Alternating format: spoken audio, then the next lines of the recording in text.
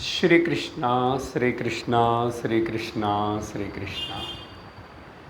गुरुर्ब्रह्मा गुरुर्विष्णुः गुरुर्देवो महेश्वरः गुरुः साक्षात् परं ब्रह्म तस्मै श्री गुरवे नमः। ब्रह्मानन्दं परमसुखदं केवलं ज्ञानमूर्तिं द्वन्द्वातीतं गगनसदृशं तत्त्वमस्यादिलक्ष्यम् एकं नित्यं विमलमचलं सर्वधी साक्षिभूतं भावातीतं त्रिगुणरहितं सद्गुरुं तं नमामि।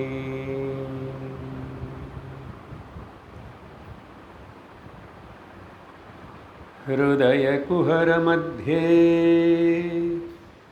केवलब्रह्ममात्रम् अहमहमिति साक्षादात्मरूपेण भाते हृदि विषमनसा स्वं चिन्वतामज्जतावत् पवनचलनरोधात् आत्मनिष्ठो भवत्वम्।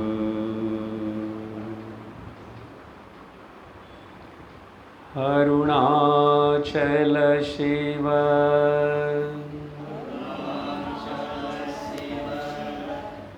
अरुणाचल शिव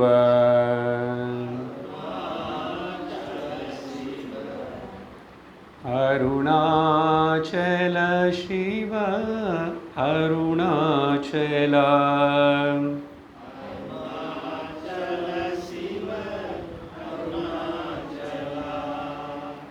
अरुणाचल शिव अरुणाचल शिव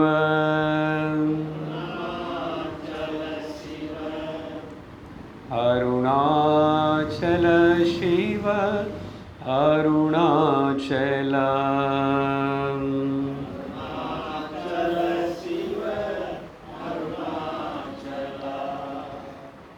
अरुणाचल शिव अरुणाचल।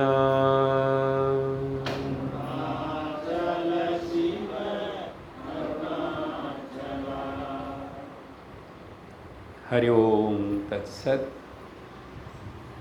அருணாச்சலம் அப்படி நினைத்தாவே முக்தி அப்படின்னு பெரியவரோடு எல்லாரும் சொல்கிறாங்க. அருணாச்சலம் போக வேண்டியதில்லை, பார்க்க வேண்டியதில்லை, சொல்ல வேண்டியதில்லை, நினைத்தாவே போதும். அதேபடி நினைத்தாவே முக்தி அப்படின்னா என்ன அர்த்தம்னா, அருணாச்சல சிவ அப்படி என்ன அர்த்தம்,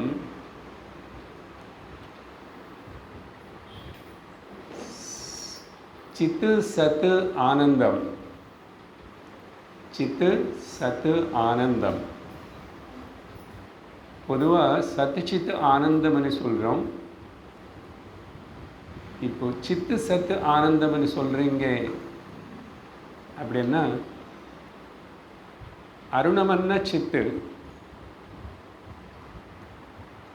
அச்சலம் அப்படின்னா சத்து, சிவமன்ன ஆனந்தம்.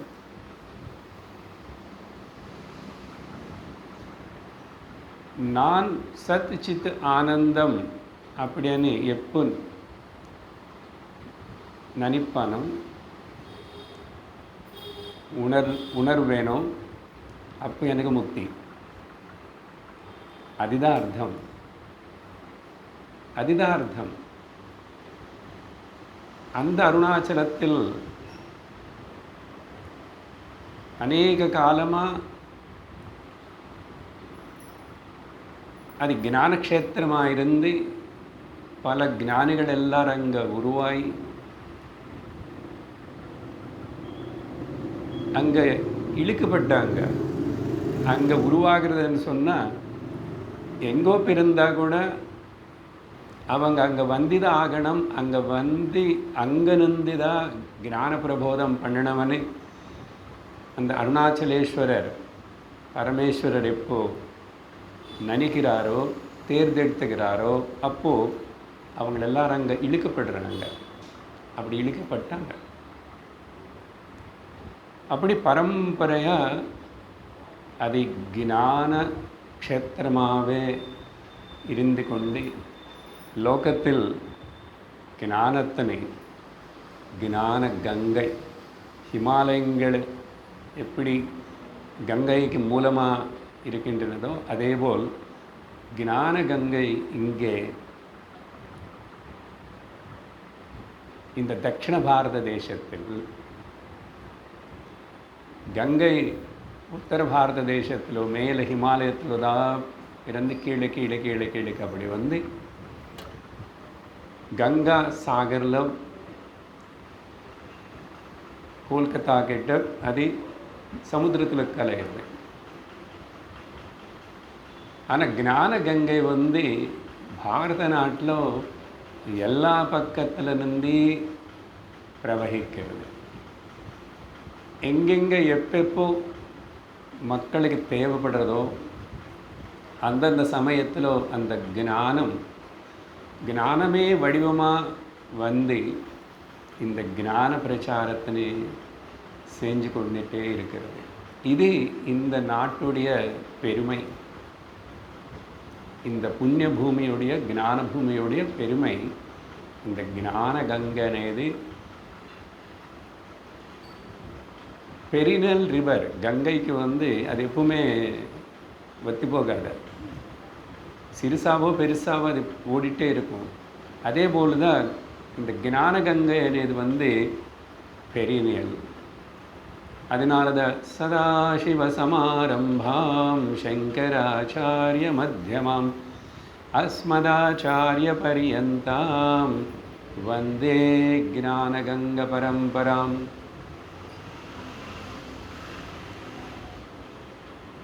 இங்கே வந்தேன்னு நான் தமிழில் நினச்சி வந்தேன்னு சொன்னேன்.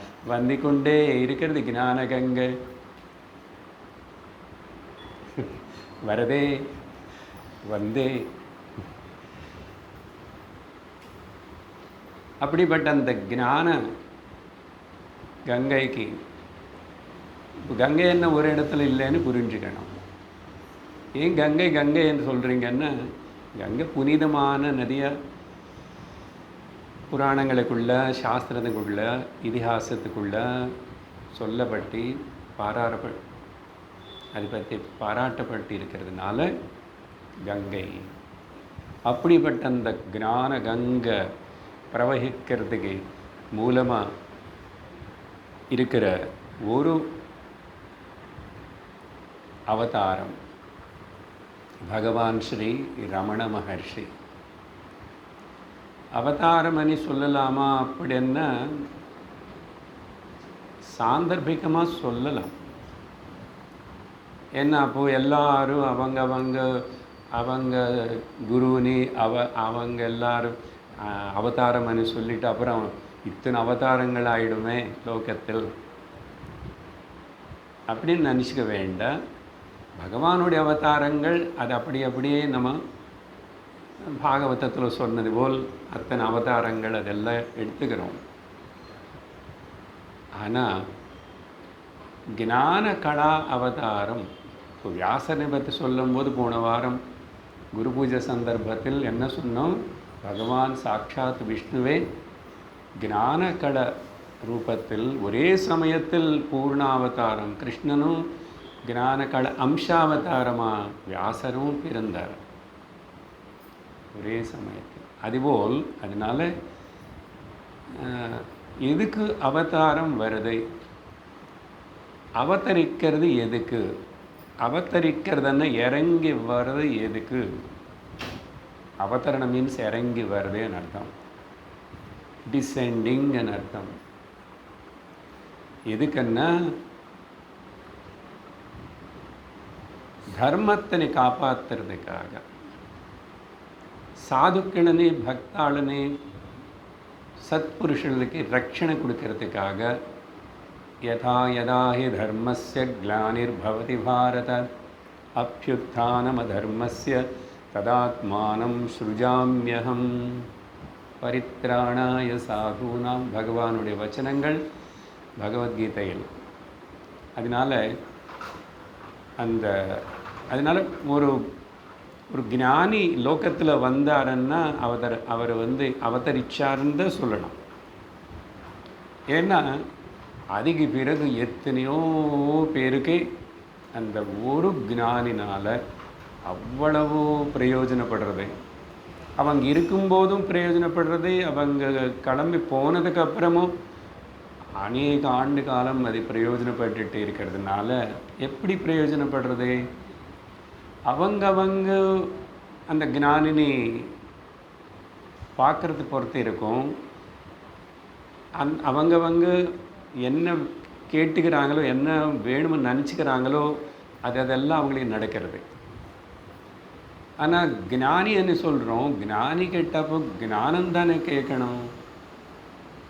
ஆனால் லோகத்தில் பொதுவாக எல்லோரும் ஞானின்னு பார்த்தா கூட, ஞானின்னு மகாத்மா, அவங்க பார்த்தா எல்லோரும் ஞானம் கேட்கறது இல்லை.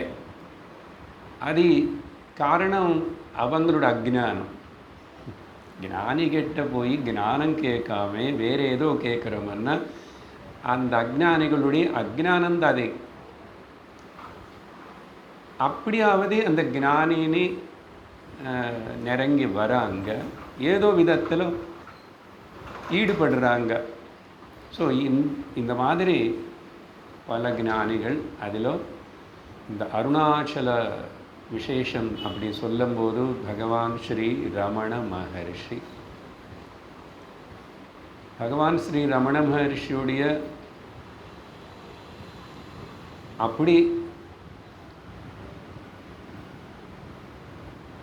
அவருக்கு நெருங்கி அவர் இருக்கும்போது இல்லை, அதுக்கப்புறம் இஷ்டப்பட்டு விரும்பி அப்படி அவர் சொன்ன கருத்துக்களுக்குள்ளேயோ இல்லை அவரோட ஆசிரமமோ அந்த அருணாச்சல க்ஷேத்திர மகாத்மியம் மூலமாகவோ எப்படியோ அப்படிப்பட்ட ஒரு பக்தி வந்ததுனாலனே இப்போ இங்கே ரமணாலயம்னு சொல்லி இவங்க வச்சு நடத்துகிறாங்க.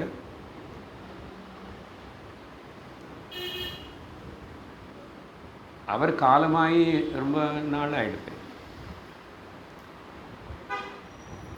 அவர் நீ பார்த்திருக்கிறவங்களுக்கு ரொம்ப கொஞ்சம் பேர் யாரோ இருக்கலாம், ரொம்ப கொஞ்சம் பேர், ரொம்ப வயசானவங்க தெரியல எத்தனை பேர் இருக்காங்க.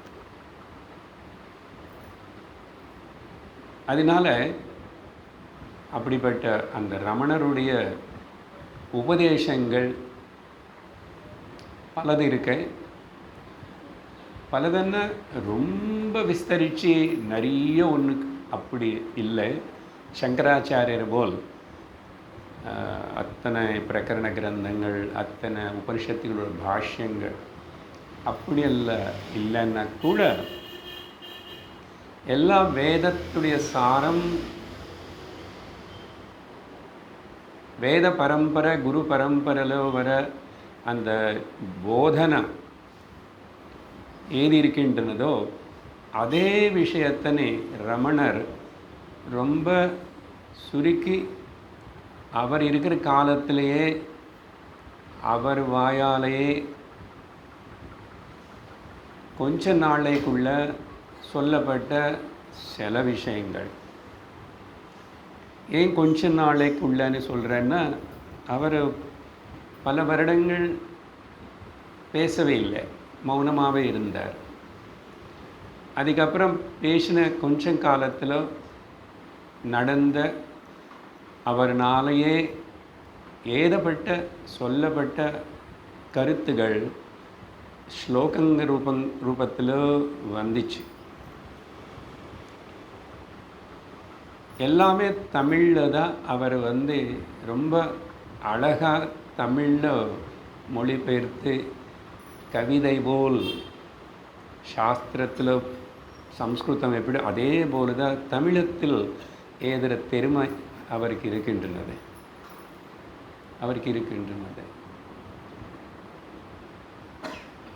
இதெல்லாம் எப்படி நடந்துச்சு?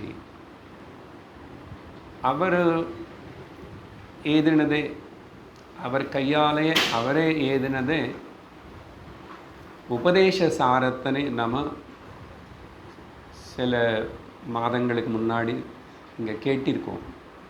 உபதேச சாரம், அதுக்கு ஆதாரம் கூட தமிழ் நூல் சிவபுராணம் அப்படி எடுத்து தான் அது வந்தது. அழகான போதனம், ஆரம்பத்திலிருந்து எல்லா சாதகனைக்கும் ஆன்மீக மார்க்கத்தில் பகவத் பக்தியோடு அப்படி இருக்கணும்னு நினைக்கிறவங்களுக்கு எல்லாருக்கும் அது உபயோகப்படுற ஒரு சின்ன பிரகரண கிரந்தம். 30-35 ஸ்லோகங்கள் அதை நம்ம படித்தோம். இன்னைக்கு அடுத்ததாக அவர்னால் சொல்லப்பட்ட கருத்துக்களை தமிழ் கருத்துக்களை சம்ஸ்கிருதத்தில் மொழிபெயர்த்து எழுதி வச்சிருக்கிற சத் தர்ஷனம் அப்படின்னு 40 ஸ்லோகங்களோட கூடியிருக்கிற அந்த சின்ன புஸ்தகத்தினை நம்ம படிக்க தொடங்க போகிறோம். அதுக்கு முன்னாடி இன்னும் கொஞ்சம் ரமண சரித்திரம் பார்ப்போம். நமக்கு பல பேருக்கு அவரை பற்றி பல விஷயங்கள் தெரியும், கேள்விப்பட்டிருப்பீங்க. ஆனால் மறுபடியும் கேட்கும்போது இன்னும் உற்சாகமாக, இன்னும் ருச்சியாக இருக்கும். எத்தனை வாட்டி கேட்டான். பகவத் கதைகள், பாகவத்தாளுடைய கதை, இதெல்லாம் கேட்கும்போது எத்தனை வாட்டி கேட்டாலும் மறுபடியும் கேட்கணும் தான் தோணும். அந்த வகையில் அடுத்த சில நிமிடங்கள் யார் இந்த ரமண மகர்ஷி,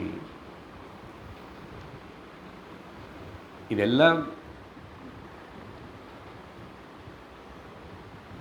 ருஷி மூலம் நதி மூலம் தெரிஞ்சுக்கணும் அவசியம் இல்லை, கேட்கக்கூடாதுன்னே சொல்லுவான் பெரியவர். ஆனால் கூட நம்மளை யாருன்னு ஒருத்தன் மகாத்மாவாகவும் ஞானியாகவும் நினச்சிக்கிறோமோ அவர்னால வந்த உபதேசத்தை கேட்கும்போது கொஞ்சம் தெரிஞ்சுக்கிறதுல தப்பு கிடையாது. அதனால் பார்ப்போம். 1879 ஆண்டு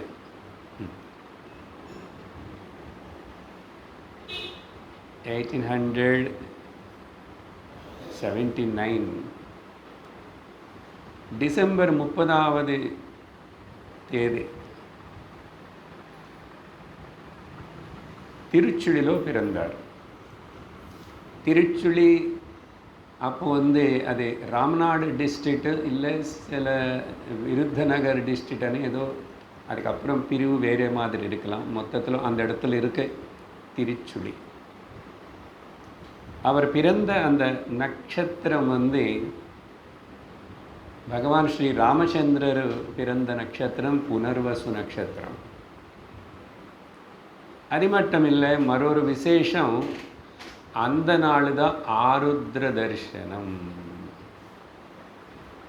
இந்த ஆருத்ர தர்சனம் అనేది தமிழ்நாட்டு பொறுத்த வரைக்கும் ரொம்ப விசேஷமான ஒரு நாள். முக்கியமாக சிவபக்தாளுக்கு சிவன் கோவிலுக்கு உள்ள இந்த ரொம்ப சிறப்பாக இந்த ஆருத்ர தர்சனம் என்ன அது அப்படின்னு சொன்னால், பகவான் சிவபெருமான் நடராஜனா பதஞ்சலி மகர்ஷிக்கு தரிசனம் கொடுத்த நாள். அது நடந்த இடம் கூட புராண சரித்திர பார்க்கும்போது சிதம்பரத்தில் தான் நடந்தது. அதனால தான் சிதம்பர நடராஜ அதுக்கப்புறம் எங்காவது நடராஜ சுவாமி கோவில் இருந்து அது வேறு. ஆனால் மூலம் வந்து சிதம்பரம் நடராஜ சுவாமின்னாங்க. அங்கே தான் காட்சி கொடுத்தாராமா பதஞ்சலி மகர்ஷிக்கு. அது எந்த காலத்துலேயோ எப்போ. அதனால தான் பதஞ்சலி மகர்ஷி வந்து அந்த நடராஜ சுவாமியின் தரிசனம் ஆனதுக்கப்புறம் அவர் ஒரு ஸ்தோத்திரமே எழுதியிருக்கார். பதஞ்சலி பற்றி நமக்கு யோக சாஸ்திரம் விஷயம் சொல்லும்போது அவர் பற்றி ஒரு அழகான பிரார்த்தனை இருக்குது. அந்த பிரார்த்தனையே அவருடைய பெருமை பற்றி சொல்கிறதுன்னு சொல்லி, யோகேன சித்தஸ்ய பதேன வாசாம் மலம் ஷரீரஸ்ய ச வைத்யகேன யோபாகரோத்தம் பிரவரம் முனீனாம் பதஞ்சலிம் பிராஞ்சலிரானதோஸ்மி అని ஒரு பிரார்த்தனை இருக்கு. விசே யோகா பிரேயர்னு சொல்லுவோம்.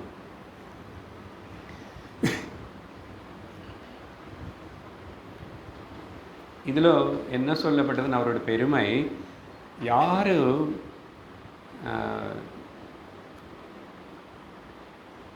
சித்தத்தினை சுத்தி பண்ணுறதுக்கு யோகா கொடுத்தாரோ, வாக்குని சுத்தப்படுத்துறதுக்கு சம்ஸ்கிருத பாஷா, அவர் சம்ஸ்கிருத கிராமர் அதுக்கு பெரிய ஒரு பாஷ்யம் எழுதியிருக்கார். அதுக்கப்புறம் உடம்புன்னு சுத்தமாக வச்சுக்கிறதுக்கு ஆயுர்வேதம் பற்றியும் எழுதியிருக்காரு. இப்படிப்பட்டு இவ்வளோ பெரிய பொக்கிஷம் போல் சமுதாயத்தை கொடுத்த அந்த பதஞ்சலி மகர்ஷிக்கு நாம் வணங்குகிறோம். இப்போ அதெல்லாம் பிரயோஜனப்படுறது. அப்படிப்பட்ட அந்த பதஞ்சலி மகர்ஷி நடராஜன் பற்றி எழுதின நடராஜ ஸ்தோத்திரத்திலிருந்து ஒரு ஸ்லோகம் படிக்கிறதுக்கு முயற்சி பண்ணுறேன். என்ன அது அவ்வளோ கஷ்டமாக இருக்கும். நம்ம ஸ்தோத்திர மாலையில் அது இருந்தால் கூட நான் அது உங்களுக்கு சொல்லி தரலை. ஏன்னா நானே அது ரொம்ப பழகலை. இன்றைக்கி சந்தர்ப்பம் வந்ததுனால அது சதஞ்சித முதஞ்சித நிகுஞ்சித பதஞ்சலஞ்சலஞ்சித மஞ்சுள கடகம் பதஞ்சலி தகஞ்சன மனஞ்சன செஞ்சல பதம் ஜனன பஞ்சனகரம் கதம்பருச்சிரம்பரவசம்பரமம்புத கதம்பக விடம்பகரம் சிதம்பதமணிம் புதம் ஹிருதம் புஜரவிம் பரசிதம்பர நடம் ஹிருதி பஜே. பல்லு உடையிற மாதிரி இருக்குல்ல, உடை ஆர்டிஃபிஷியல் டென்டர் இதில் வச்சுட்டா வெளியில் வந்துடும். இது நீ ஊகிச்சு பார்க்கணும். இது பதஞ்சலி என்ன சம்ஸ்கிருதம் எப்படி இருக்குன்னு. அப்புறம் எப்படிப்பட்ட நடராஜனுடைய தரிசனம் அவருக்கு கடிச்சு இருக்கணும். அந்த ஆனந்தத்தில் அப்படி 10 எழுதியிருக்காரு. நான் 1 தான் படிச்சிருக்கேன். அதனால அந்த ஆருத்ர தரிசனத்துடைய மகாத்மியம்காக இது சொன்னேன். அன்னைக்கு தான் நம்ம ரமண மகர்ஷின் கூப்பிடப்படுற அவருடைய ஜனனம். அவருக்கு பிறக்கும்போது வச்ச பேரு வெங்கடரமணன், வெங்கட்ராமன். அப்பாவுடைய பேர் சுந்தரையர், சுந்தரம் ஐயர். அழகம்மாள் அம்மாவுடைய பேர். அவருக்கு இன்னும் ஒரு அண்ணா இருக்கான், ஒரு தம்பி இருக்கான், ஒரு தங்கச்சியும் இருக்கான். கதை சொல்லணும் இல்லையா? அது என்ன, அதுக்கப்புறம் இவங்க எல்லாரும் பகவானுடைய சரித்திரம். அதுக்கப்புறமும் பெரிய அண்ணா தவிர மிச்சம் எல்லாரும் பகவான்கிட்ட வந்துட்டாங்க.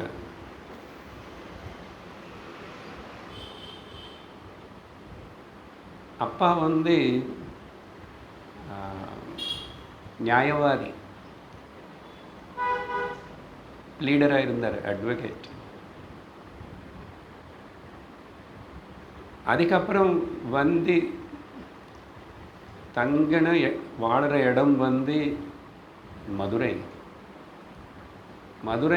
மீனாட்சி அம்மன் கோவிலுக்கு கொஞ்சம் நெருங்கி பக்கத்துலேயே. அங்கே தான் இவருடைய அதுக்கப்புறம் பால்யம், ஸ்கூலுக்கு போகிற வயசு அதெல்லாம் ஆகி ஒரு 16 வயசு வரைக்கும் ஸ்கூலுக்கு போயிட்டு இருந்தார். ஆனால் விளையாட்டில் தான் ரொம்ப ஈடுபாடு. ஆனால் பாடம் ஒரு வாட்டி கேட்டாவே மனசில் பதியும், ஞாபகம் இருக்கும். ஆனால் அதில் அவ்வளோ ஈடுபாடு, இன்ட்ரெஸ்ட்டு காட்டலை. ஆனால் எல்லாம் படிக்கணும், அதனால் படித்தார், ஸ்கூலுக்கு போனார். அப்படிப்பட்ட அந்த 16 வயசில் அப்போ வரைக்கும் யாருக்கு எதுவுமே தெரியல, சாதாரணமாக தான் இருந்தார். ஏதாவது சின்ன சின்ன அவருக்கு ஏன்னா அவ்வளவு டீட்டெயில்ஸ் ஒன்றும் பெருசாக கிடைக்கல.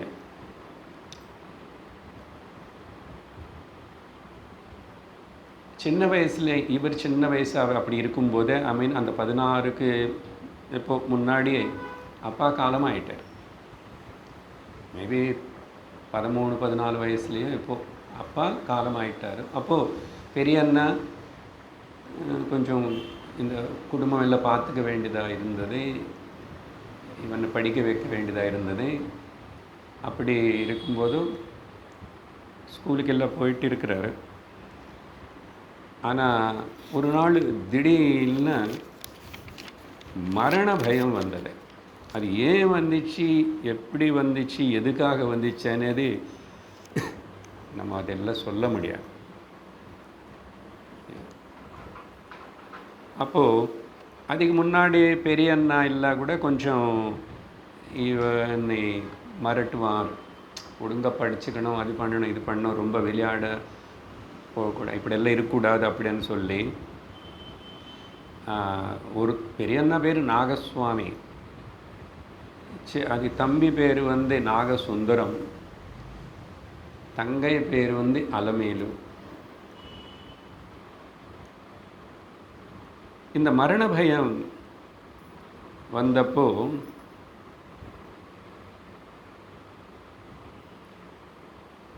அந்த மரண பயம் எப்போ வந்துச்சுன்னா 1896 வந்தது. ஏன்னா அதெல்லாம் ரெக்கார்டட். அப்புறம் பகவானே சொல்லியிருக்காரு. அவரை பெரிய பயோகிராஃபி, ஆட்டோபயோகிராஃபி அப்படின்னு ஒன்று எதில்லைன்னா கூட அவர் பாடலுக்குள்ளேயே அதுக்கப்புறம் அடியார்களுக்குள்ளே நடந்த அந்த கேள்வி பதில் இப்படி பேச்சிலேயே சிலதெல்லாம் அப்புறம் அவர் பேச ஆரம்பித்ததுக்கப்புறம் சொன்ன விஷயங்கள் மூலமாக தெரிஞ்சது. அது கூட டேட்டும் குறிப்பாக அங்கே மென்ஷன் செய்யப்பட்டது 17 ஜூலை. இப்போ தானே ஜூலை மாதம். அப்படி என்ன ஆயிடுச்சு அன்னைக்கு, அந்த மரண பயம் எப்படின்னா அவ்வளோ ஒரு பயம் சத்தியம் ஆனால் நமக்கு எல்லோருக்கும் அப்பப்போ ஏதோ சந்தர்ப்பத்தில் அந்த மரண பயம் வரும். மரணம் பார்த்ததுனால வரலாம், மரணித்தவன் யாராவதுன்னு பார்த்ததுனால வரலாம். அப்படியே பயம் வந்தது. ஆனால் நம்ம எல்லோரும் பயந்துட்டு அதிலேருந்து தப்பிச்சுக்கணவனே அதுக்காக வேறு ஏதேதோ பண்ணாமல் இல்லை மறக்கணும்னு சொல்லிட்டு நம்ம எப்படி நமக்கு ஏதாவது மைண்டுக்கு கஷ்டமாக அப்படியெல்லாம் இருந்துச்சுன்னா டைவர்ட் அது வேறு எதில் ஈடுபடுவோம் இல்லையா. ஆனால் அப்படி பண்ணாமல் உடனே மரணம்னா என்ன, மரணிச்சா என்னை கொண்டு போய் கொடுத்துடுவாங்க, கொடுத்துடுறதுனால நான் இல்லாமல் ஆயிடுவானா, இப்போ இருக்கிறவன் நான் எப்படி இல்லாமல் ஆக முடியும் அப்படின்னு அந்த மரண அனுபவத்தினை அவர் அனுபவித்தார். எப்படி படுத்துக்கிட்டாராமா, பகவானே சொல்கிறது. அப்புறம் பகவானே சொல்கிறது, படுத்துக்கிட்டு கீழே உடம்பெல்லாம் அப்படி டைட் பண்ணி சத்து போனது போல் அப்படி நினச்சா இப்போது செத்து போயிடுச்சு இந்த சரீரம், நீ கொண்டு போய் கொடுத்துட்டாங்க. ஆனால் நான் நினைதே இல்லாமல் ஆயிடுவேனா. அப்போது அந்த கொஞ்சம் நிமிடத்துக்குள்ளே இப்படியெல்லாம் படுத்துக்கிறது, உடம்பு டைட் பண்ணுறது அப்படிங்கிறது செத்து போயிடுச்சு. இதெல்லாமே எவ்வளோ நேரம் நடந்துச்சு பகவானுன்னா, எவ்வளோ நேரமோ எவ்வளோ ஒரு 10 நிமிஷத்துக்கு கூட இருக்காதுன்னு அப்புறம் சொல்கிறது பகவான். அன்னைக்கு அப்போது அதில் நான் மரணம் இல்லாத உணர்வு అని உணர்ந்தார்.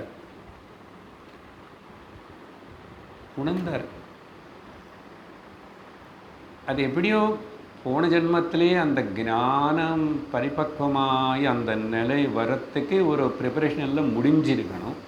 பிராரப்தம் இன்னும் இருக்கிறதுனால பிறந்து இந்த 16 வயசு நடக்க வேண்டியதாக இருந்தது. அன்னைக்கு மரணம் அనే பயம் வந்தது. அது அப்படி டேர்ன் பண்ணி விட்டுச்சு. அப்படி திரும்பின அந்த புத்தி அது ஸ்வரூபத்தில் போய் உட்கார்ந்துச்சு. நான் மரணம் இல்லாத உணர்வு அன்னைக்கு ஏற்பட்ட அது அவருக்கு அது அப்படியே இருக்கு. அதுக்கப்புறம் என்ன நடந்துச்சு? அதுக்கப்புறம் இது எப்போ சொன்னால் 1896 நடந்துச்சு. அதுக்கு ஒரு வருஷம் முன்னாடி அப்படின்னா 95 1890 அவருடைய பந்து யாரோ ஒருத்தர் வீட்டுக்கு வந்தார். வந்தப்போ வீட்டில் யாரோ கேட்குறாங்க, இப்போ எங்கேருந்து வரீங்க? அருணாச்சலம் அப்படின்னு சொன்னார் அவர். அது இந்த பையன் வெங்கட்ராமனுடைய காதில் விழுந்துச்சு. அருணாச்சலமா? அருணாச்சலத்தை போய் திரும்பி வர முடியுமா? ஆனால் இப்படியெல்லாம் கேட்குறாரு. அப்படின்னு அர்த்தம் என்ன? அந்த ஏதோ சம்திங் உள்ள என்ன இருக்கின்றனதோ, என்ன பூர்வ ஜன்மத்திலிருந்து அவர் இந்த ஞானத்தை கொண்டு வந்தாரோ அவருக்கு ஆல்ரெடி அருணாச்சலம் தெரிஞ்சது போல் அந்த ஞான நிஷ்டையில் இருக்கிறதுக்கு அப்புறம் திரும்பி என்னோ நினச்சி அருணாச்சலம் போய் திரும்பி வர முடியுமா அப்படின்னு என்னமோ ஆச்சரியமா, அது எங்கே இருக்கு அப்படின்னு கேட்டால், என்னப்பா ஒன்றும் தெரியாத போல் அப்படி கேட்குறேன். நம்ம அங்கே இதே பாண்டிச்சேரி பக்கத்தில் இப்படி ஏதோ சொன்னார். அது அவர் அப்புறம் அந்த பந்து போய் ஊருக்கு போயிருக்காரு. அதுக்கப்புறம்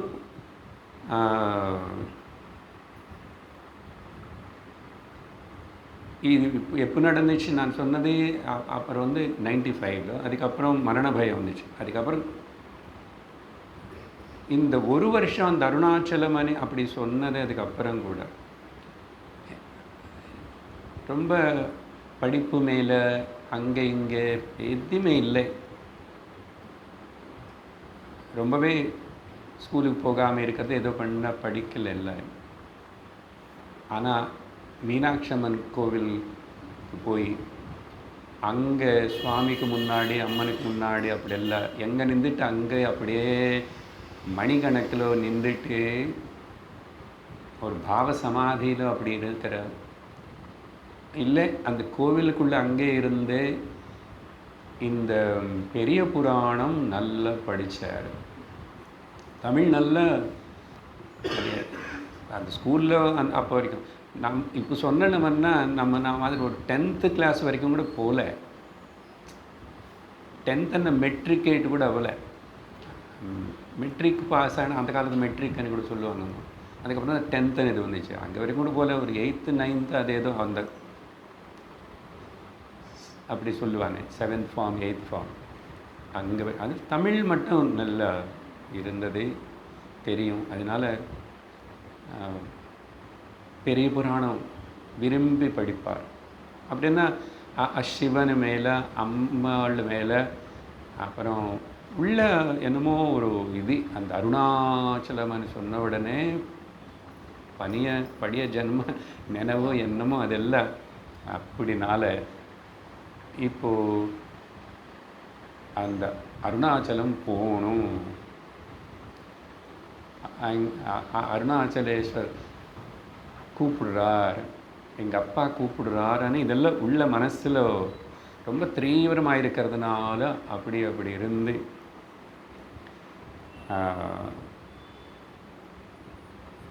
கொஞ்ச நாளில் இந்த மரண அனுபவம் வந்துச்சு. அதுக்கப்புறம் இது வந்துச்சு. உள்ளே அப்படியே போகணும்னு ஆசை இருக்கு. கொஞ்ச நாளைக்குள்ளேயே வீட்டில் வந்து ஒரு சீட்டு எழுதி வச்சுட்டு கிளம்பிட்டார்.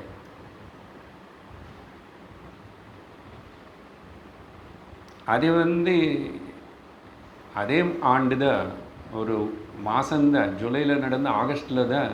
இது ஜூலையில் மரண பயம் வந்துச்சான்னு சொன்னேன். ஆகஸ்ட்டில் ஒரு சீட்டு எழுதி வச்சுட்டார். ஸ்கூலில் ஃபீஸு கட்டுறதுக்கோ எதுக்கோ கொடுத்த ஒரு 3 ரூபாய் இருக்குது, அது எடுத்துக்கிட்டார், அதை வச்சுக்கிட்டார். அதுக்கு மேலே சொல்கிற கதைக்கு முன்னாடி நான் இன்னும் 1-2 சொல்லணும். தெரிஞ்ச ஒரு விஷயம், அவங்க அப்பா வக்கீல்னால படிய பேப்பர் இதெல்லாம் அதெல்லாம் மேலே அப்படியே அடக்கி வச்சுவாங்க. தூக்கி போட விரும்ப ரொம்ப நாள் வச்சுக்குவாங்க, அப்படியே இருக்கும், பர்ண மேலே இருக்கும். இவன் சின்ன வயசில் வந்து அதெல்லாம் எடுத்து கிடிச்சிட்டு கப்பலாக பண்ணி அந்த தண்ணியில் விடுறது அப்படியெல்லாம் பண்ணி தெரியாமல், அது அப்புறம் சிலதெல்லாம் எடுத்துகிட்டு போய் கடையில் கொடுத்து ஏதோ பண்ணால் அவங்க அப்பா வந்து திட்டுறாரம்மா. ஒரு நாள், உன்னை கௌபீனத்தோட வீட்டில் வந்து துரத்தி விட்டுடுவேன் என்னாராமா. அது அப்படியே நடந்துச்சு. அதுக்கப்புறம் கௌபீனந்தான், கோமனம் துரத்தி விட்டுருவேன். இப்படியே தான் அவர் கோபந்தத்தை அப்படி திட்டுவார். சரி, 3 ரூபாய் எடுத்துக்கிட்டு எந்த ட்ரெயின் ஏறணும், எங்கே போகணும், எப்படின்னு தெரியல, எப்படியோ வந்து யாரோ கேட்டுக்கிட்டு 3 ரூபாய் டிக்கெட்டுக்கு பத்தாது. அது 2 ட்ரெயின் மாறி போகணுமா என்னமோ அப்படி. அப்போது தெரியாமல் கூட ஏறிட்டார். போகிறதுக்கு முன்னாடி 3 ரூபாய் பத்தாதனால காதில் தங்க கம்மல்லாம் அந்த காலத்தில் வைப்பாங்க இல்லையா, பெண் பையனுக்கு. அது வந்து கடைக்கு போயிட்டு தங்க கடைக்கு கொடுத்துட்டு பணம் கொடுங்கன்னு கேட்டார். பொதுவாக அவங்க வந்து திரும்பி வந்து பணம் கொடுத்தா எடுத்துக்குவாங்கன்னு சொல்லி பான் ஷாப்னு சொல்லுவேன் இல்லையா, அதுபோல் தாக்கட்டு வைக்கும். அவர் எவ்வளோ கொடுத்தாரோ இவர் கொடுத்தார். வச்சுட்டு அந்த அருணாச்சலத்துக்கு போகிற வரைக்கும் இருக்கிற டிக்கெட்டுக்கு அதெல்லாம் வச்சுக்கிட்டார். வந்து இறங்கினதுக்கப்புறம் அது அப்படியே மிச்சம் இருக்கிற பணம் எல்லாம் அப்படியே தூக்கி போட்டாச்சு.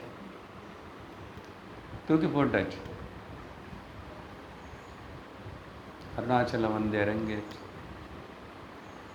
நேர அப்படி அண்ணாமலையார் கோவில், மலை எங்கே இருக்குன்னு கூட இன்னும் தெரியாது, தூரம் இருந்து பார்த்துருக்கலாம், தெரியுமே தூரமாகவே. அங்கே அப்படி கோயிலுக்கு போகும்போது ஒரு பார்பரை வந்து கூப்பிட்டுட்டு, அயரை பிராமண பையன் தெரியுது, நல்ல அந்த வயசில் பகவான் வந்து ரொம்ப தங்கம் போல் அப்படி வர்ணத்தோடு அப்படி இருக்காரம்மா. ஊகிச்சு பாருங்க அந்த காலத்தில் பிராமண குழந்தை எப்படி இருக்கும். என்னமோ இவர் ஒன்றும் கேட்கல, மொட்டடி கேட்டமான்னு கேட்டாராம். அது வேற போய் உட்காந்துச்சு.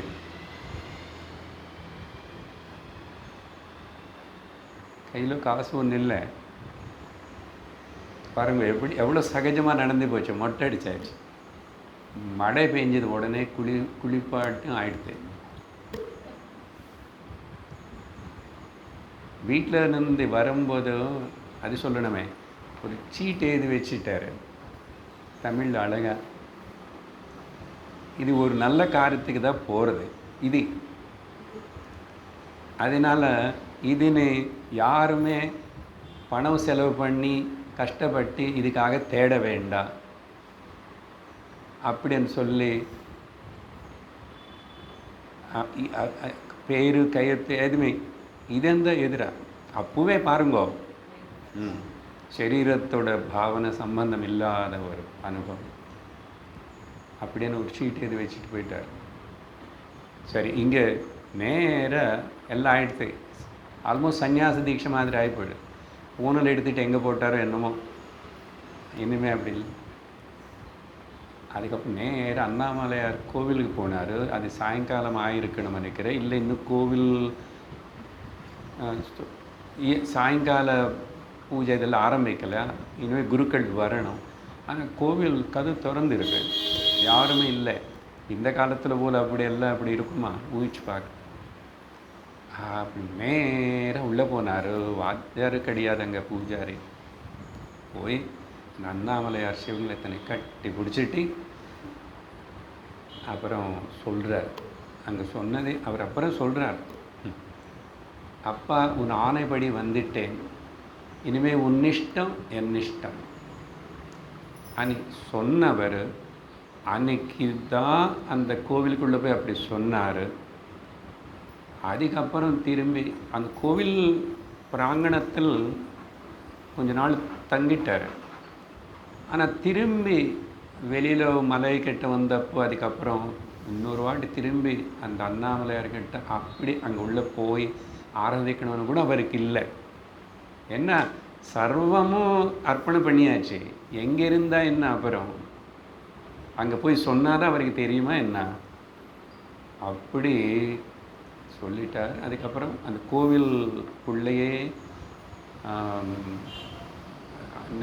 கோவிலுக்குள்ளே தங்கிறதுக்கு முன்னாடி அங்கே எப்படி தெரிஞ்சதோ என்னமோ, ஒரு யார் போகாத பாத்தாளத்தில் எங்கோ உள்ளக்கு இருக்கிற ஒரு குகை போல் இருக்கிற இடத்துல ஒரு விநாயகர் ஏதோ ஒரு கோவில் இருந்தது ஒரு காலத்தில். அது எப்படியோ அப்படியே சிதிலமாகி அப்படி எப்படியெல்லாம் ஆகிடுது. அப்புறம் அதுக்குள்ளே போய் உட்காந்துட்டார். ஒன்றும் பண்ணினவனி சாப்பாட்டெங்கே இதெங்கே ஒன்றும் தோணவே இல்லை. போய் உட்கார்ந்தது தான். எத்தனை நாள் உட்கார்ந்தார் అనేది அவருக்கு அப்புறம் ஞாபகம் இல்லை, சொல்லலை. ஆனால் அதுக்கப்புறம் அவருடைய உடம்புடைய பரிஸ்திதி பார்த்தா தெரியும், ரொம்ப நாளில் உட்கார்ந்தார். அது எப்படி தெரிஞ்சிச்சு, அப்புறம் எப்படி வெளியே வந்தாருன்னா,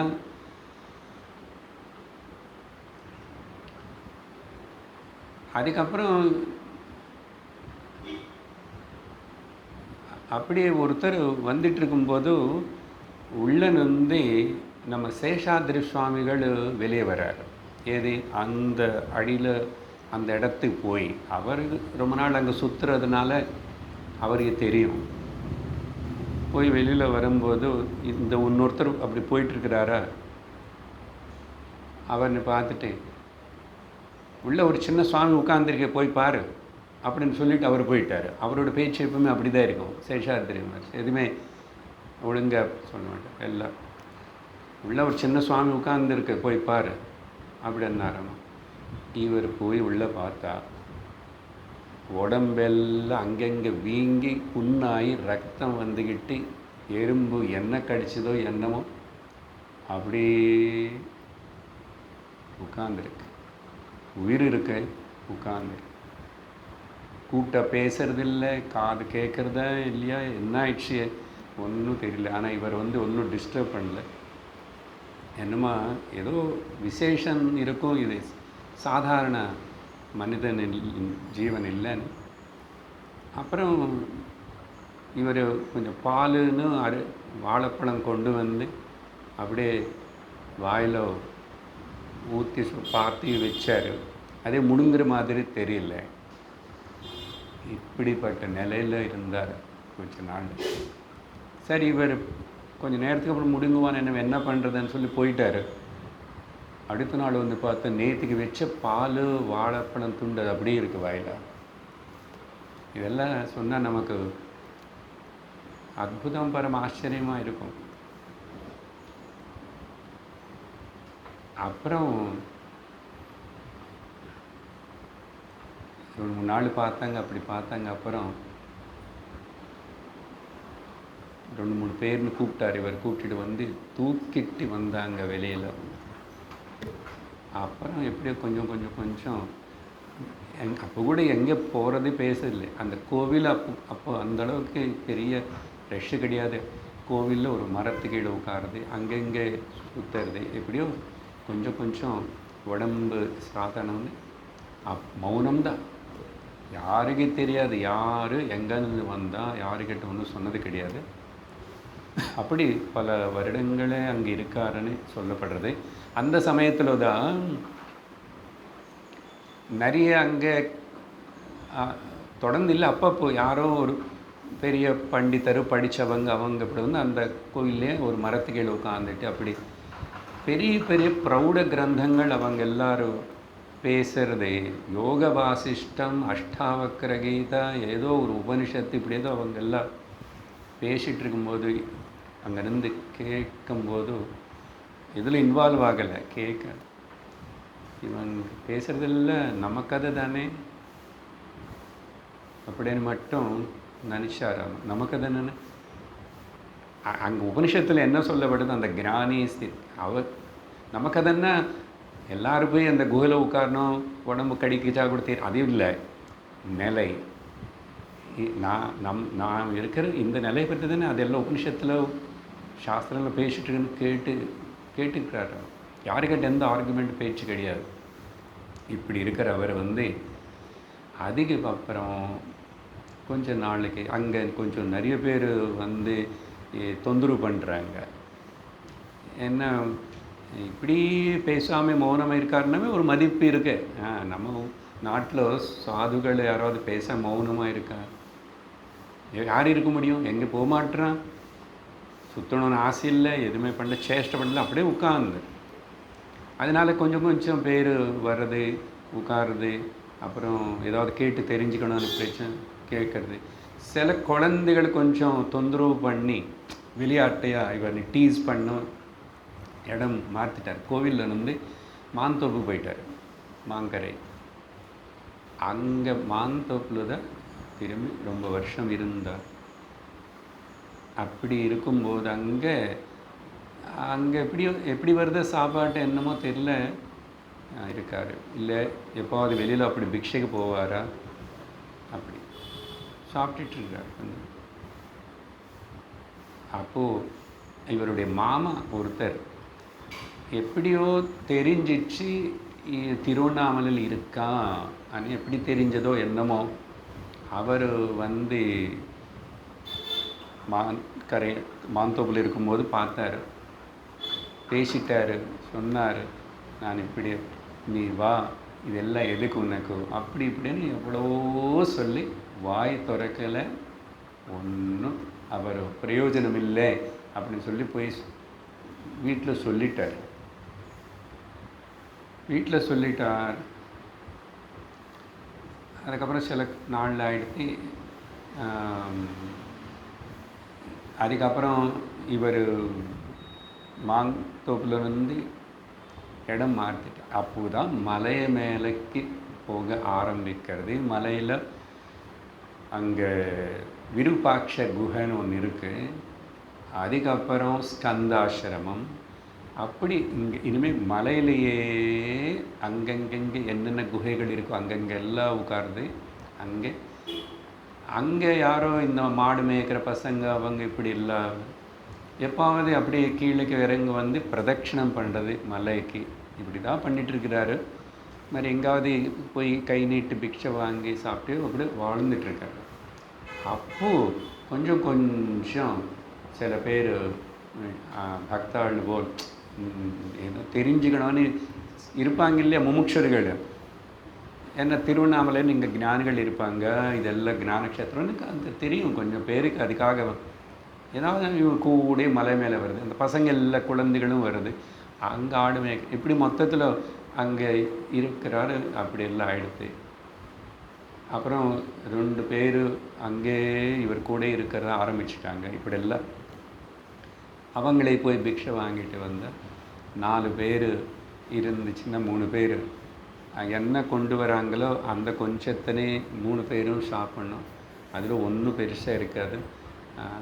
மோர் கொடுப்பாங்க அந்த காலத்தில், பழைய மோர் இருந்த மோர் போட்டு, அது கூட எப்படி இருக்குமோ ஒன்றும் இருக்காது சொல்லுவார் பகவான். அப்புறம் உப்பு கல் ஒன்று எடுத்துக்கிட்டு நாக்குக்கு பூசிக்குவோமா, அவ்வளோதான் டேஸ்ட்டுன்னா. ஏன்னா சாப்பிட்றதுக்கு கொஞ்சம் செலவாக வரணும் இல்லையா, எச்சம் வந்துட்டு இருந்தானே சாப்பிடணும்னு தோணும். உப்பு கல் நாக்கு பூசுக்கிறது, இது குடிக்கிறது, இது மிக்ஸான ஜலமாக தான் இருக்கும். அப்படி சில நாள் வாழ்க்கை. அப்புறம் அங்கே நடந்த ஒரு சன்னிவேஷம், ஒரு பக்தன் வரதே, அந்த அடியார் எப்படி எல்லாம் இவனுக்கு பழகிட்டாங்க, இவர் எப்படி இருந்தார், எப்போ பேச ஆரம்பித்தார். நான் இப்படி விஸ்தரித்து சொன்னால் ஸ்ரீ ரமண விஜயம்னு சொல்லி சங்கராச்சாரியோட சரித்திரம் போல் நான் நிறைய நாள் பேசணும். பட் இப்போது நம்ம அப்படி எடுத்துக்க போகிறது இல்லை. ஆனால் இன்றைக்கி கொஞ்சம் ஆரம்பனால இந்த கதை கேட்டு தான் நமக்கு அப்போது ரமணர் என்னன்னது எப்படிப்பட்ட ஒரு மகாபாகியம். எத்தனையோ சாதகர்களுக்கு அவர் அப்படி வழிகாட்டிகிட்டே இருக்கார், அவனை பார்த்தவங்களுக்கு பார்க்காதவங்களுக்கு. சரி, இன்னும் கொஞ்சம் சொல்லுவேன். அப்புறம் இந்த அப்புறம் குகை, அது மலையை மேலே தான் அவருக்கு அருணாச்சல், அந்த மலையை மட்டும் விடுறதில்லை. அண்ணாமலையார் கோவிலே விட்டியாச்சு, இனிமே போகல. அங்கெங்கெங்கே சுற்றுவார். அவருக்கு தெரியாத இடம் கிடையாது, அவர் கால் வைக்காத இடம் கிடையாது. அந்த காலத்தில் எப்படி இருக்கும் அது. இப்போ தான் ஏதோ படி கட்டி அந்த குகை பார்க்குறதுக்கு போகலாமான்னு சொன்னால் புலி, கரடி, எல்லா குரூர மிருகங்களும் இருக்கும். ஏன்னா நடமாடம் பெருசாக இருக்காது. அப்படியான வாழ்ந்தார் அங்கே. அப்படி எப்படி கீழே வந்து சாப்பாட்டுக்கு பிக்ஷை போயிட்டு வருது தான். அதுக்கப்புறம் யாரும் போய் கொண்டு வர ஆரம்பிச்சிட்டாங்க. இப்படி போய்ட்டு அவங்க அம்மாவுக்கு தெரிஞ்சிச்சு இல்லை, இவர் போய் சொன்னார் இல்லையா. கொஞ்ச நாள் கழிச்சு அவங்க அம்மா வந்தப்போ இவர் மேலே விருப்பாட்சி குகையில் தான் இருக்கார். அந்த அம்மா அளந்து கதறி கெஞ்சி கேட்டு வான்னு சொல்லிட்டு சொல்லறா, பேசுகிறா, வாயே திறக்கல. அப்போதான் அந்த அம்மாவுக்கு அப்படியெல்லாம் இன்னும் அப்போ பேசவே ஆரம்பிக்கலை யாரு கூட பெருசாக. இந்த அம்மா எப்போ பேசுவார் எப்போ பேச மாட்டாருன்னு இல்லை. அதனால கேள்வி கேட்டதுனால எல்லாத்துக்கும் பதில் சொல்லுவாரான்னு கூட தெரியாது. அவங்க அம்மா அப்படி அளந்துட்டும்போது பக்கத்தில் இருக்கிற யாரோ இன்னொரு அடியார் பக்தர், அம்மா இவ்வளோ அழறா கஷ்டப்படுறான், நீங்கள் போகலாமே, இப்போ இங்கே அங்கே கூட இருக்கலாமே, ஏதோ பேசலை. ஒரு சீட்டு எது மட்டும் அந்த அம்மா காமிச்சார். அதில் தான் அழகான ஒரு சந்தேஷம் இருந்தது. தமிழில் எழுதியிருக்காரு. அவங்களோட பிராரப்தத்துக்கு தகுந்த போல் அவங்க எங்கெங்கே இருக்கணும், என்னென்ன அனுபவிக்கணும்னு அதெல்லாம் கஷ்டித்தமாக நிர்ணயமாக இருக்கிறதுனால அதுக்கு போல் அது நடக்கும் அப்படின்னு சீட்டை எதுக்கு கொடுத்தாரு. அவ்வளோதான். அந்த அம்மா புரிஞ்சுக்கிட்டான், இவன் வரமாட்டான் இனிமே. அந்த அம்மா போயிட்டான், கிளம்பு போன. அவங்க அப்புறம் அந்த பிற்காலத்தில் லேட்டர் 1916 அந்த அம்மா அங்கே வந்தான். அவர் கூட தங்க ஆரம்பிச்சிட்டான். பாருங்க, குகை மேலே அவங்களுக்கே சாப்பாடு இல்லை. எப்படியோ மொத்தத்தில் இந்த அம்மா கீழே போய் அங்கேங்க எப்படியோ சேர்ந்து 2 பாத்திரம் மாதிரி ஊர்ந்து கொண்டு வந்தானோ என்னமோ தெரியல. அதுக்குள்ளே 4 பேர் இருக்காங்க பகவானு கூட. முதல்ல இருக்கிற அடியார்களையும் பற்றி நினச்சி பாருங்க, எவ்வளோ பாக்கியம் அவங்களுக்கு. 4 பேருக்கு இந்த அம்மா இருக்கிறது ஏதோ சமைக்கணும் அப்படி பண்ணிட்டு இருக்கான். அங்கே அந்த அம்மாவுக்கு ஒரு அழகான ட்ரைனிங்கு, ஆத்தியாத்மிக ட்ரைனிங். அது எல்லாம் நிறைய விஷயங்கள் இருக்குது. இப்படியெல்லாம் நிறைய விஷயங்கள் இருக்குது. அந்த அம்மா அப்புறம் தெரிஞ்சுக்கிட்டான். இனிமேல் அங்கேருந்து விட்டு போக விரும்பலை. அதுக்கப்புறம் அவங்க அம்மா வந்ததுனால கொஞ்சம் அங்கே தொந்தரவாக தான் இருக்குது இவருக்கு. இது முன்னாடி அவர் ஒருத்தர் 2 பேர் சாப்பிட்டா வாங்க, சாப்பிடலன்னு இல்லை. ஆனால் அவர் ஒன்றும் கண்டிக்கலை. சொல்லி அப்போ தான் மேலேக்கு இன்னும் கொஞ்சம் மேலேக்கு போனார் ஸ்கந்தாசிரமம். ஆக்சுவலாக அது கொஞ்சம் மேலே, இது கொஞ்சம் கீழே, விருபாட்சி பாய். அப்போ அந்த அம்மா அங்கே எல்லாம் அவருக்கு தன்னந்தனியாக இருக்கணும், அனிதான் மௌனத்தில் இருக்கணும். பகவான் அப்புறமே சொல்கிறதே, those are the days golden இயர்ஸ்ன்னு சொன்னார் அப்புறம். ஏன்னா அப்போ அங்கே ஒரு இது இல்லை. ஏன் சொல்கிறார் அப்படின்னு சொன்னால், அதுக்கப்புறம் என்ன ஆயிடுச்சு, கஷ்டப்பட்டாரன்னு இல்லை. அதுக்கப்புறம் அம்மாவுக்கு உடம்பு சரியில்லை, கண்டிப்பாக கொஞ்சம் கீழேக்கு வர வேண்டியதாகிடுச்சு. கீழேக்கு வந்ததுக்கப்புறம் அங்கே அதுக்குள்ளே கொஞ்சம் பேர் பக்தாடு வருது போகிறது இதெல்லாம் ஆகிடுது. இவர் பேசினாரோ இல்லையோ, அப்புறம் பேச ஆரம்பித்தாங்களோ, கொஞ்சம் ஏதோ பேசுகிறாங்களோ, மொத்தம் ஒரு அட்ராக்ஷன் வராங்க. அப்புறம் அங்கே தான் சின்ன ஆசிரமம் மாதிரி உருவாயிடுது. அதுக்குள்ளே இவருடைய சின்ன தம்பி கூட வந்தார். அவர் அப்புறம் சந்நியாசம் எடுத்துக்கிட்டாரம்மா. இவர் கொடுக்கல, பகவான் யாருக்கும் சந்நியாசம் கொடுக்கல, ஒன்றும் சொல்ல மாட்டார். அவர் எங்கே யாருக்கிட்டேருந்து வாங்கிட்டாரோ, இப்படி 2-3 பேர் வாங்கிட்டாங்க. குஞ்சு சுவாமி, இன்னொருத்தருக்கு மலையாளம், அவங்க சந்நியாசம் வேறு இடத்துல வாங்கிட்டாங்க. ஆனால் பகவான் கூட ஒட்டி இருக்காங்க. தம்பி சந்நியாசம், அவர் பேர் சுவாமி நிரஞ்சனானந்த. அவர் தான் கொஞ்சம் கீழே ஆசிரமம் வர்க்கனிதன் ஏதோ சின்ன ஆரம்பமாயிடுச்சு. அதுக்கப்புறம் கொஞ்சம் பெருசாகிடுது, அப்புறம் கொஞ்சம் பேராகிடுது, அப்புறம் கிச்சன் வந்தது, அப்புறம் ஆஃபீஸ் வந்துச்சு, அதுக்கப்புறம் புஸ்தகங்கள், இப்படியெல்லாம் கோஷாலை வந்துச்சு. அம்மாவுக்கு அதுக்கப்புறம் உடம்பு முடியல.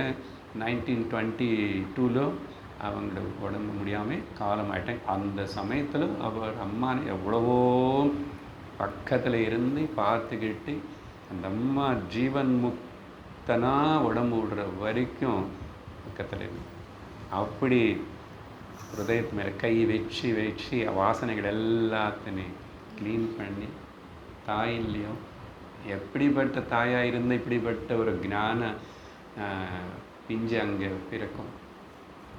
அந்த அம்மா பாக்கியம். அதுக்கப்புறம் அந்த அம்மா பேரில் அங்கே சமாதி அங்கே பண்ணதுனால அங்கே ஒரு கோயிலும் உருவாகிடுது. இப்போது அங்கே போனால் அவங்க அம்மாவுடைய சமாதி, அதுக்கப்புறம் பகவானுடைய சமாதி, அதெல்லாம் அங்கே தான் இருக்கும். மாத்ருபூதேஸ்வர ஆலயம்னு பேர் வச்சு. அதுக்கப்புறம் அவங்க நித்தியம் ஒரு கோவில் போல் சில விஷயங்கள் நடக்கிறது, வேதம் பாராயணம், கொஞ்சம் ஆசிரமம் பெருசாகி போச்சு.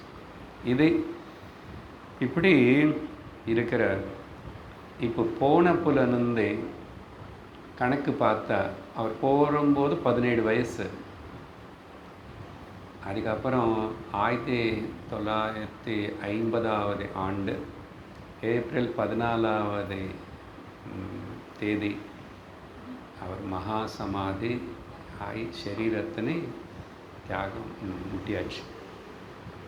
அப்போன்னா 54 வருஷம் அந்த அருணாச்சலத்தினை விடாமல், மற்றொரு கிராமம் மற்றொரு ஊர் போகாமல், செருப்பு போடாமல், ஒரு வாகனமும் ஏறாமல் இருக்கிற அந்த மகாத்மா என்னன்னு சொல்லுவேன், என்ன சொல்ல முடியும்? அது நடுவில் எத்தனையோ பேருக்கு எத்தனையோ அனுபவம். அந்த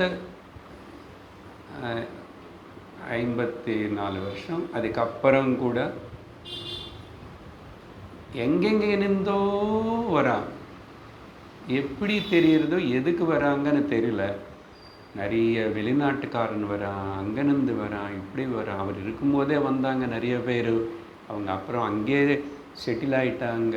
அப்படி வந்தவங்களெல்லாம் பால் பிரெண்டன் ஒருத்தன், அவனை இன் சர்ச் ஆஃப் இந்தியான்னு சொல்லி வந்தவன். அவர் பெரியவர், காஞ்சி பெரியவர்கிட்ட போனார். அங்கே இன்டர்வியூ பண்ணுற போல் அவனை ஒரு என்கொயரி போல் க்யூரியாசிட்டி கூட வந்தார் வெள்ளைக்காரன். அவனு பெரியவர் வேணுமனே சொல்லி அவன் திரும்பி போகணும்னு நினச்சிட்டு இருந்தான். நான் நினச்ச மாதிரி இங்கே ஒன்றும் நான் பார்க்குற மாதிரி இங்கே இன்னும் எனக்கு அவ்வளோ தெரியல. இது காஞ்சி பெரியவர்னு பார்த்தேன், நான் மனசில் நினச்சிக்கிட்டேன். ஆனால் காஞ்சி பெரியவர்னு பார்த்தாரு. அவர் சொன்னார், நீங்கள் திரும்பி போகிறதா இருந்தால் போகிறதுக்கு முன்னாடி ஒரு வாட்டி திருவண்ணாமலை போய் அங்கே ஒரு பிராமண சுவாமி இருக்கார். அவருக்கு அப்போ எல்லாம் பேர் அதுக்குள்ளே தெரிஞ்சு போயிடுச்சு கொஞ்சம், அங்கெங்கே பிராமண சுவாமி. அப்படின்னு சொல்லிடுது. அவன் பார்த்துட்டு போன்னாரு. அவ்வளோதான். அவர் வந்தார். என்னென்னமோ கேள்வி கேட்கணும்னு இத்தனை வச்சுக்கிட்டு வந்தார். பகவான் சந்நிதிக்கு வந்ததுக்கப்புறம் 1 நாள் 2 நாள் 3 நாள் 1 வாரம் ஆயிடுச்சு. அவர்கிட்ட அவர் அப்போ பகவான் அவைலபிள் தான். எப்பவுமே அந்த அம்மாவுடைய சமாதிக்கு அது முன்னாடி ஒரு சின்ன கோவில் போல ரூம் வந்துச்சு. அங்கே சோஃபாவில் உட்காந்துருந்தார். 24/7 okay, he is available for many years. யாருனால முடியாது. எப்பாவது எந்த டைம்லாவது யாராவது வரலாம், இருப்பார் பகவான் அங்கே. அப்படி இருந்து ரொம்ப அவைலபிள். ஆனால் இவர் வந்தால் எல்லாருக்கிட்ட பதில் பேசுவாரா சொல்லுவாருன்னு சொல்லவே முடியாது. அது we cannot predict. அப்புறம் இவர் பேசவே முடியல. இவர் கேட்டார் ஏதோ சிலது கேட்டுருந்து அவர் பதில் சொல்கிறதில்லை. அப்புறமும் திரும்பி இங்கேருந்து போகணுன்னு நினச்சிட்ருக்கிறார். எப்படியோ என்னமோ ஆயிடுச்சு. திரும்பி பகவானை புரிஞ்சுக்குவார். அவரே கூப்பிட்டாரோ என்ன கேட்டாரோ ஏதோ ஆயிடுச்சு. அப்போ பேசணும். அந்த பேச்சோட இந்த பால் பிரண்டன் ஃப்ளாட்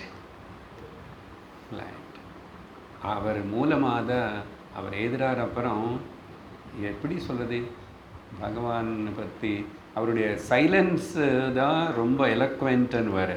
பகவான் பேசலேன்னு இல்லை, சைலன்ஸே பேசுகிறது. அப்படி நிறைய கான்வர்சேஷன்ஸ், நிறைய கேள்விகளுக்கு ரொம்ப ஆப்ட் ஆன்சர் கொடுத்தாரு.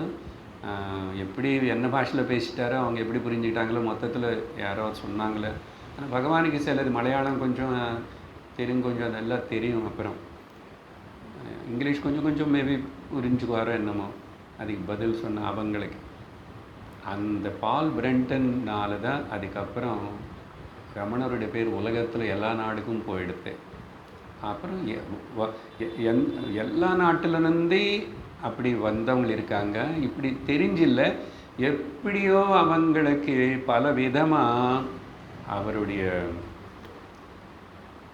அந்த கிரேஸ் அப்படி நடந்துச்சு. அது ஒரு பெரிய வைபவம். அவர் என்னமோ அவருடைய ஸ்வரூபஸ்தித்தில் அவர் அப்படியே இருந்தார். சுற்றி அதுக்கப்புறம் என்ன நடந்தானோ, யார் வந்தானோ, யார் போனானோ, ஆசிரமம் பெருசானானோ, புஸ்தகங்கள் வந்தானோ, என்னானோ, அவர் மேலே கேஸு போட்டானோ, அவருக்கு பற்றி தப்பாக யாரோ புஸ்தகம் எழுதினானோ, நத்திங், ஒன்றும் தொடலை. அதனால் பெரிய உபதேசம் இல்லை. அப்படி சொன்ன ஒரு கேள்விக்கு பதில் சொன்னாவே அது பெரிய உபதேசம். அது கேட்குறவங்களுக்கு எல்லாருக்கும் உபதேசம். அப்படியே தான் ஆகி நிறைய எத்தனை பேருக்கு ஆன்மீகமான வளர்ச்சி, நிறைய பேர் சாந்தி ஞானம் முக்தின்னு அடைஞ்சாங்க. வெளியில் தெரியலன்னா கூட நிறைய ஸ்திரீகள். அப்புறம் உபதேசம் எங்கே ஸ்பெஷலாக ஒன்றும் கிடையாது. அது சமையல் ரூமில் நடக்கும். அந்த கரையில் அங்கே நின்று பேசுவாராமா, அந்த குகையில் பேசிட்டார். அப்படி எல்லாம் ஆயிடும். கடைசியாக இன்னைக்கு முடியும் போது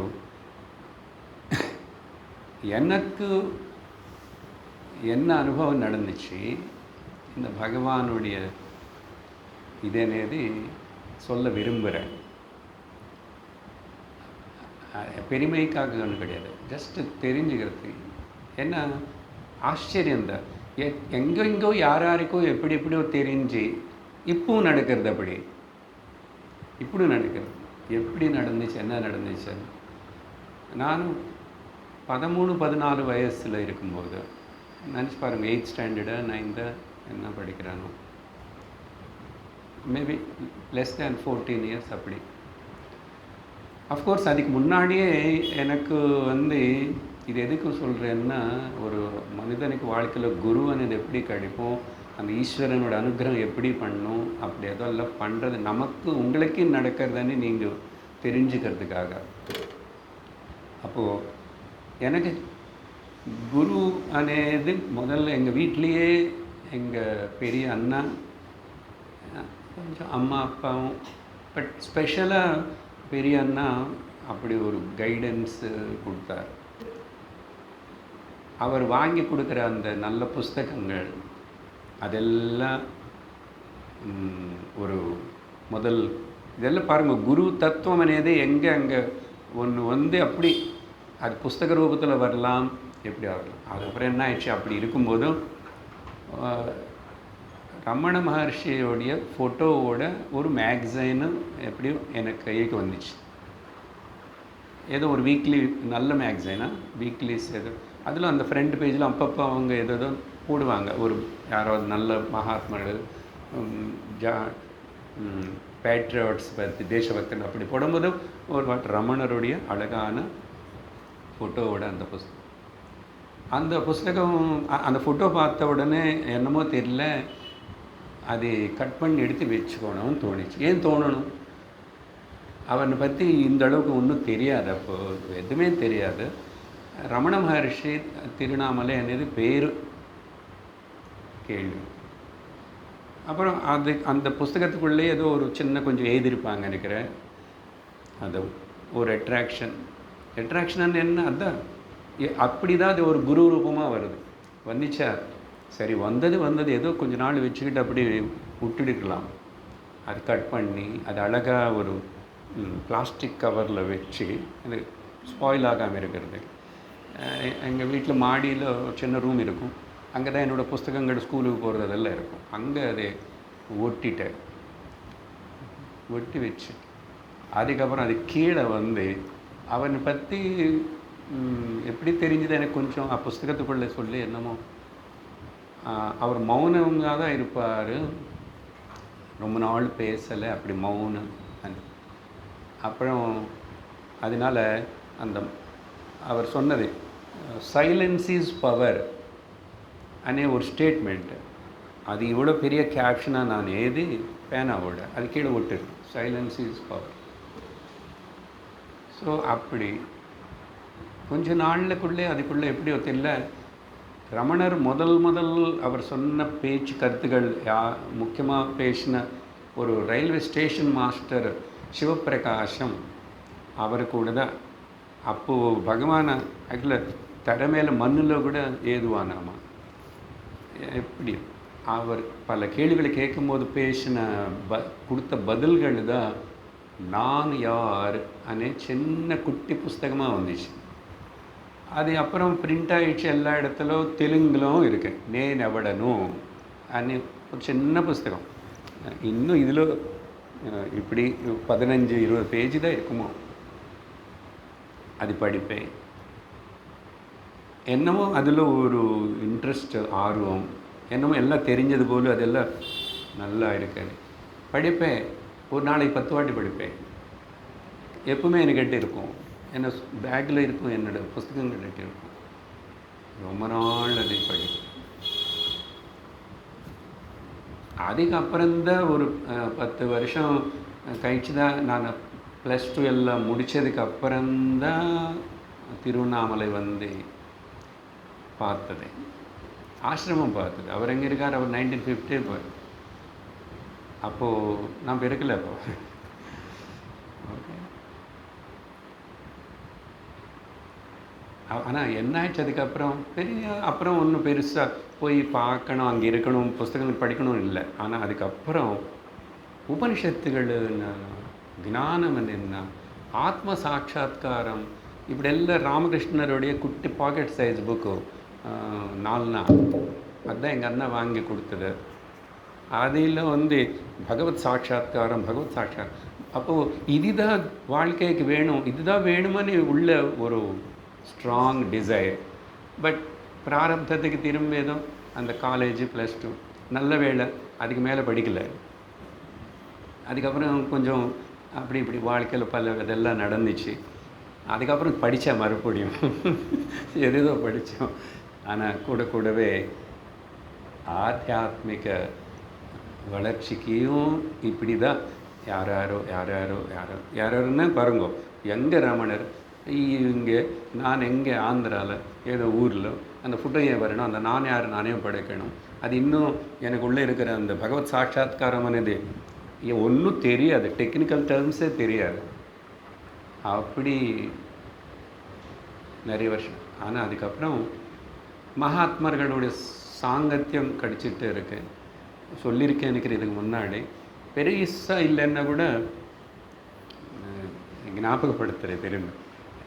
நம்ம ஸ்ருங்கேரி மகா சன்னிதானம் இப்போ இருக்கிற பெரியவர் ஸ்ருங்கேரி பாரதி தீர்த்த சுவாமி. இங்கே என் வீட்டுக்கு எதிர் அந்த வீடு.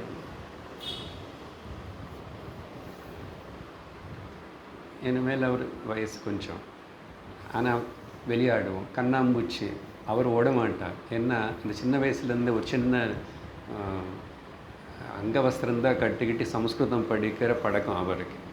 நாங்கள்லாம் கொஞ்சம் நிக்கரு சட்டி ஷர்ட் எல்லாம் போட்டுக்கிறோம். ஏன்னா அவருடைய அப்பா வந்து புரோஹிதர். அதனால அவரும் அந்த மாதிரி ட்ரெஸ்ஸுனால அவன் சட்டு இதெல்லாம் போட்டுக்குவோம். சின்ன ஒரு வஸ்திரம் வரும். அதனால் அவன் ஓடமாட்டார். ஆனால் அவர் உட்காந்துட்டு தின்ன மேலே நாங்கள் 5-6 பேர்னு கண்ணு முடித்து அங்கே ஒருத்தர் இல்லை கண்ணு மூடிட்டு எல்லாருன்னு ஓடி போங்கன்னு சொல்லுவாங்கன்னு ஏதோ விளையாட்டு அதெல்லாம் பண்ணுவார்.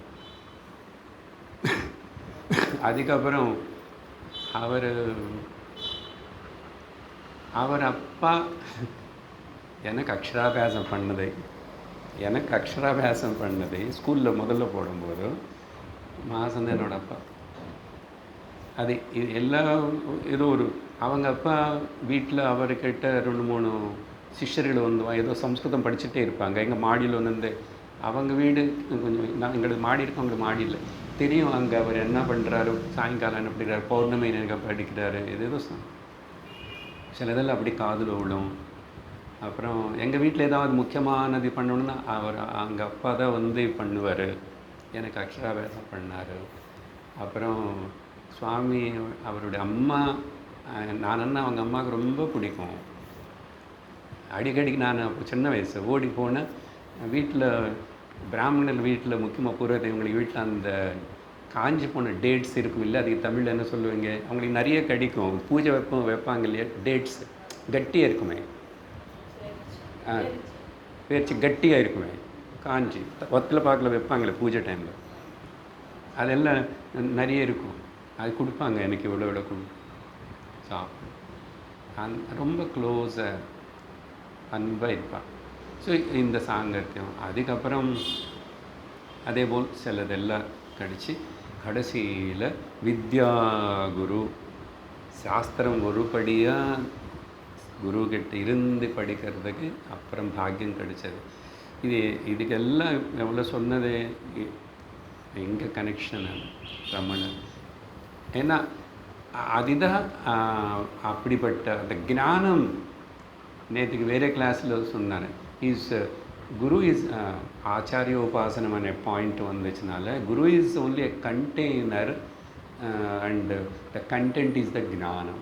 நம்ம குருவுக்கு வணங்குறவன் சொன்னால் அந்த ஞானத்துக்கு வணங்குறோம். ஞானத்துக்கு வணங்குறவன்னா ஞானஸ்வரூபம்னா ஞானம் ஈஸ்வரன் தான். ஈஸ்வரனுடைய வாக்கு தான் ஞானம். அப்போ நேராக ஈஸ்வரனுக்காக நம்ம வணங்குறோம். அதனால் குரு சாட்சாத் பரபிரம்மான்னு சொல்கிறது இதெல்லாம் உண்மையாயிடுது வாழ்க்கை. அப்படி ஆகி அதனால தான் என்னுடைய கனெக்ஷன் அப்படி இருந்தது. அதனால தான் இன்றைக்கி திரும்பி அந்த ரமணர்னு பற்றி அவர் பெயர் வச்சுருக்க ரமணாலயத்தில் உட்காந்து இத்தனை வருஷம் சத்சங்கம் பண்ணி உபதேச சாரம் படித்தோம். இப்போது சத்தர்ஷனத்தை நம்ம ஆரம்பிப்போம். இன்றைக்கி எல்லாமே இந்த உபோத்காத மூலமாக ரமணருடைய சரித்திர கேட்டு நம்ம இவ்வளோ ரசித்தோம் இனிமேல். ஆனால் அவருடைய டீச்சிங்ஸ் வந்து கொஞ்சம் மேலோட்டமாக ஏதோ ஒரு சின்ன சின்ன சொல்லும்போது சுலபமாக இருக்கும், பட் ரொம்ப ஆழம். ஏன்னா அவர் வந்து விஷயத்தை நேர சொல்லுவார். எந்த ஒரு விதமான அப்படி இப்படி இல்லாமல் சுத்துறது கிடையாது. அதனால அதில் கூட இந்த சத்தர்ஷனம் அது எப்படி வந்துச்சு, சத்தர்ஷனம் சமஸ்கிருதானு முன்னாடி இருக்கிற தமிழ் உள்ளது 40 அது எப்படி வந்துச்சு, அதோட கனெக்ஷன் எல்லாம் என்ன. எனக்கு தமிழ் அவ்வளோ படிக்க பேசிகிட்ருக்கு. அதனால் இல்லைன்னா ஒரிஜினல் அந்த உள்ளது 40 அது ரொம்ப கஷ்டமானது. வேதாந்தம் அப்படியே புழிஞ்சு அது கேப்சூல் ஃபார்மில் வச்சுருக்கேன். நம்ம சத்தர்ஷன சம்ஸ்கிருதம் ரமருடைய ஒரு பக்தர் சிஷ்யர் காவியகண்ட கணபதி முனி அவர் டிரான்ஸ்லேட் பண்ணார் அந்த 40 ஸ்லோகங்களுக்கு சம்ஸ்கிருதத்தில். அதோடைய அர்த்தத்தினை பார்த்துக்கிட்டு நம்ம அந்த வேதாந்த விஷயத்தினை ஆழமாக பார்க்க போகிறோம். அதுக்கு தயாராகிறதுக்கு இன்றைக்கி சொன்ன இந்த பேக்ரவுண்ட் கதை எல்லாமே கடந்த வாரம்தான் ஸ்வேதாஸ்வதர் உபனிஷத்து முடித்தோம். அதனால் இந்த சத்தர்ஷனம் டீச்சிங் வந்து மத்தியம அதம அதிகாரிகளுக்கு கிடையாது, உத்தம அதிகாரிகள் மட்டும்தான். அதனால் நம்ம அப்படிப்பட்ட உத்தமமான அதிகாரியான ஸ்தானத்தில் பாவத்தில் நம்ம வச்சுக்கிட்டு நம்ம தொடர்ந்து வந்து அது எவ்வளோ நிதானமாக எவ்வளோ நாளில் போகுமோ போகட்டும். அதனால் கேட்கணும் ஒழுங்க. அப்படி நம்ம முயற்சி பண்ணுறோம்.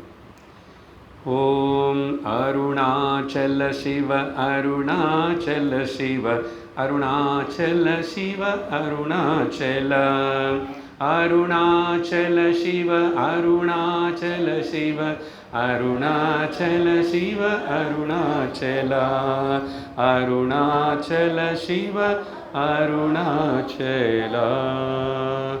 ஓம் பூர்ணமத பூர்ணமிதம் பூர்ணாத் பூர்ணமுதச்யதே பூர்ணஸ்ய பூர்ணமாதாய பூர்ணமேவாவசிஷ்யதே. ஓம் சாந்தி சாந்தி சாந்தி. ஹரி ஓம் ஸ்ரீ குருभ्यो நமः. ஹரி ஓம்.